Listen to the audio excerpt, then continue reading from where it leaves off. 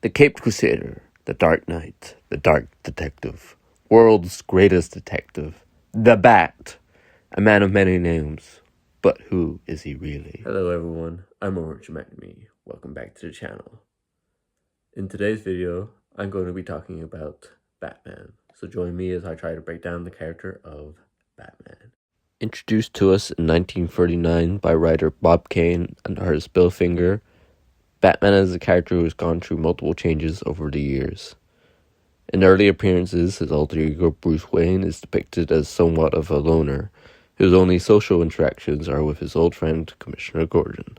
Described by the Commissioner as, quote, a nice young chap, but certainly must lead a boring life. Seems disinterested in everything, end quote. A far cry from the Gotham socialites that we've come to be familiar with today.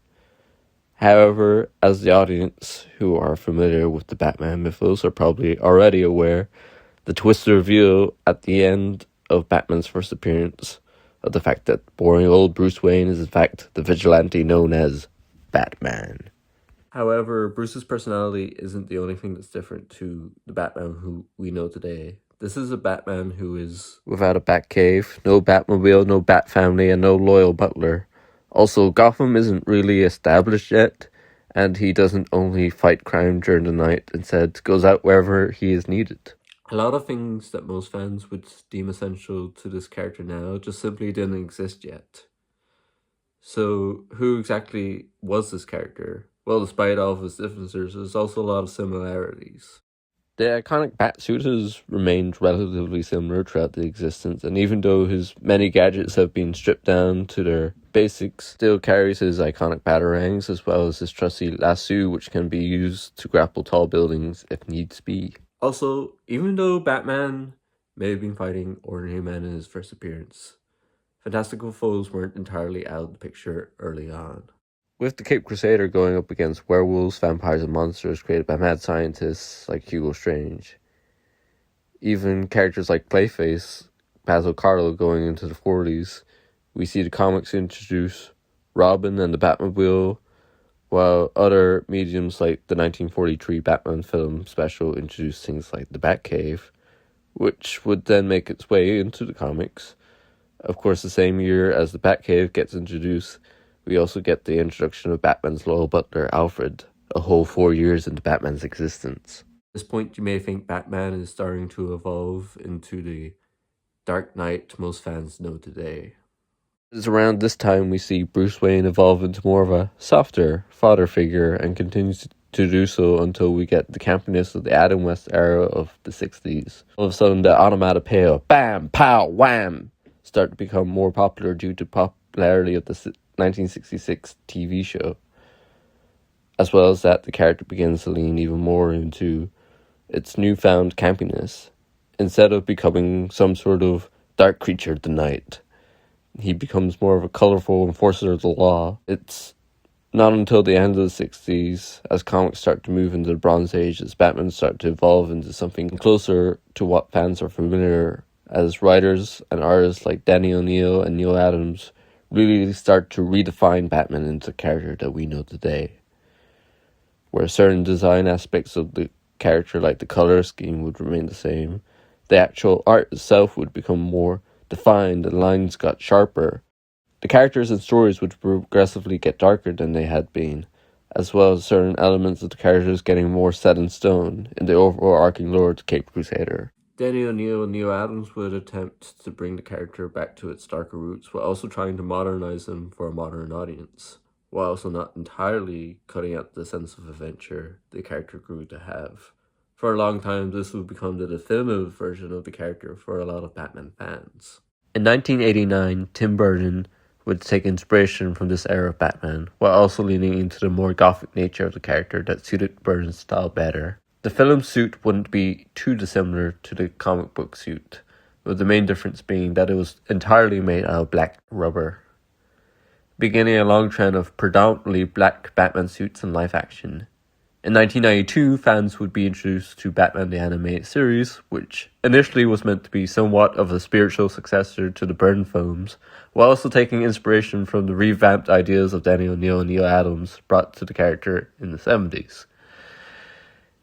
It would also introduce more of a detective noir feeling to the world of Batman, while further defining who the character would become. One of those defining traits being Batman's voice, brought to us by the late great actor Kevin Conroy, who to this day is the definitive voice of Batman for many fans around the globe, with Conroy's fellow cast members also being the voices that fans think of when the fans think of the other characters that made appearances in Batman the Animated Series. While Burton and the animated series tried to bring Batman to his slightly more grounded roots, the comics decided to lean more into the over-the-topness of the 90s comic books. His ears got ridiculously long and Batman and Robin would get way buffer than they had been. The height of this was during the Nightfall event, when the mantle would briefly be passed to Azrael, who would don a more heavily armored look as well as very spiky costume. While the comics tried to go over the top in edginess, unfortunately the films tried to go over the top in a way that attempted to revert back to the campiness of the 60s. Now that's not to say they didn't try to mix the edginess with the campiness. We still got the over-the-top edginess with Chris O'Donnell's portrayal of Robin. However, that edge was paired with sillier moments, like this one from 1997's Batman and Robin. 7 million. Never leave the cave without it. In fact, director Joel Schumacher leaned so much into the campiness with his 2 Batman films that George Clooney released public statements apologizing for his portrayal of the titular character, believing that he completely ruined the character forever. Thankfully, Clooney was wrong, as Nolan revived the popularity of the character with his Dark Knight trilogy going from 2005 to 2012. In true Nolan fashion, this trilogy asked the question of what would the mythos of Batman potentially look like if it took place in the real world. This version of the character leaned more away from the fantastical nature of the character and instead leaned more into the tech-heavy side of Batman, while the villains were also brought into a more realistic light, focusing more on the corruption and unfairness of the world that Gotham occupied.